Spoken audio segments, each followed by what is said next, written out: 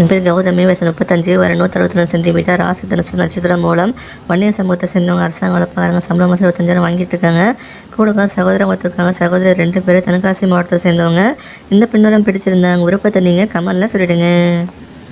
எங்கள் பேர் மீரா, வயசு 45, வர 166 சென்டிமீட்டர், ராசி தனுசு நட்சத்திரம் மூலம் தொழில் வேலை சமூகத்தை சேர்ந்தவங்க. அரசாங்க வேலை பார்க்குறாங்க, சம்பளம் மாதம் 28,000 வாங்கிட்டு இருக்காங்க.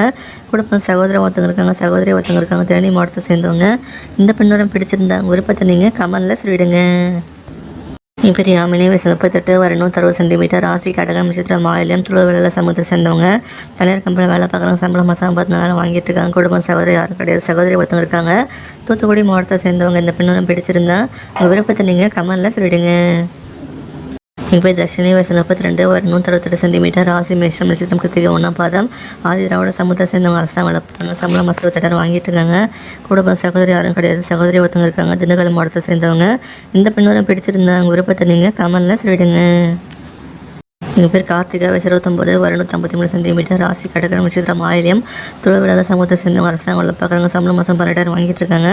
கூட சகோதரி ஒருத்தவங்க இருக்காங்க. சகோதரி 2 பேர் புதுக்கோட்டை மாவட்டத்தை சேர்ந்தவங்க. இந்த பின்னூரம் பிடிச்சிருந்தா உங்கள் விருப்பத்தை நீங்கள் கமெண்ட்ல சொல்லிடுங்க. என் பேர் யோகினி, வயசு 31, வர 154 சென்டிமீட்டர், ராசி விருச்சிகம் நட்சத்திரம் மனுஷம் நாடா சமூகத்தை சேர்ந்தவங்க. தனியார் கம்பெனியில் வேலை பார்க்குறாங்க, சம்பளம் மாதம் 20,000 வாங்கிட்டு இருக்காங்க. குடும்பம் சகோதரி 2 பேர் சகோதரி ஒருத்தவங்க இருக்காங்க. கோயம்புத்தூர் மாவட்டத்தை சேர்ந்தவங்க. இந்த பின்னூரம் பிடிச்சிருந்தா உங்கள் விருப்பத்தை நீங்கள் கமெண்ட்ல சொல்லிடுங்க.